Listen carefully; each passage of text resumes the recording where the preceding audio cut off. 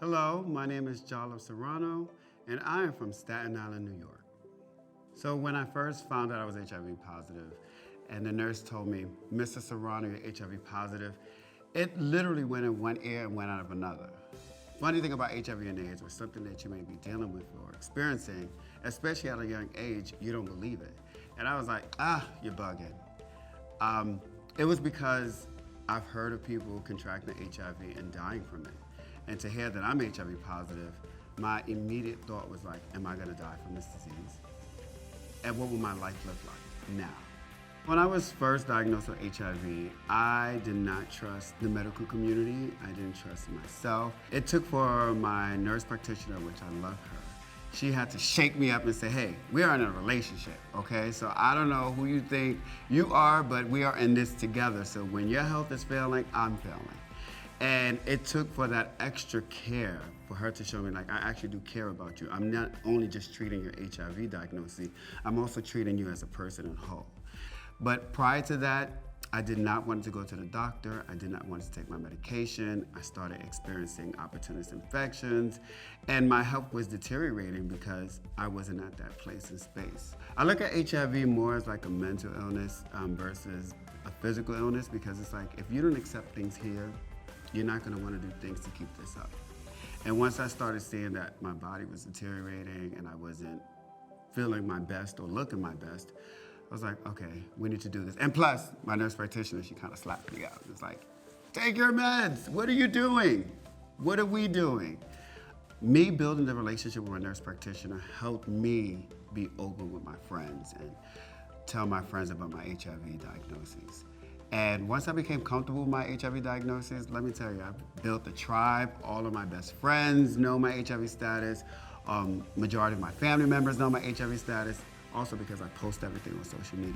But it had helped me build a support system. And I think that's one of the key things. For an HIV positive person, don't deal with this alone. The best thing that you can do is build a support system around you. You know, life isn't easy. Why go through it alone?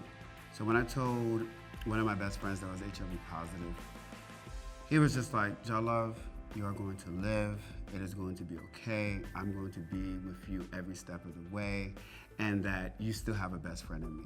We're still best friends to this day. We were best friends in high school. He's still my best friend. He's still my ride or die. And he's been one of my greatest support systems. And seeing his reaction helped me tell other friends and educate other friends.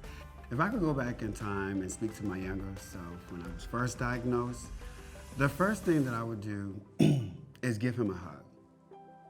Give him a hug and whisper in his ear and say that everything is going to be okay, and that trust in the process and the journey. The reason I became super vocal about my HIV status is because the stigma around HIV. And I seen that it affected some of my friendships, it affected relationships between me and close family members. And I wanted to show people that stigma is real, and I wanted to combat it. So I always like to fight, so I'm always down for a good fight. So I was like, oh, HIV, me and you, we're going at war right now. And so that's why I became super vocal, to bring that stigma down.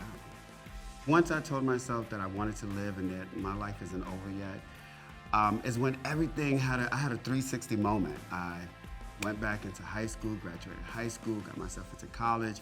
I always wanted to pursue being a professional background dancer and model. And all these things started progressing because I made a choice that this disease wasn't going to be the end of me.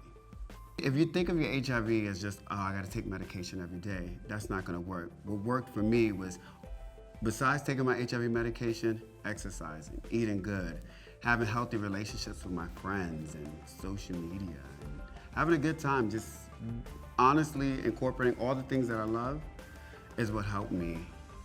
Living a positively fearless life, to me, means that I am out loud, I am outspoken, I am an educator, I am a provider. I am the person that you first want to speak to when you find out your HIV status, because I can tell you that it's not going to be okay all the time.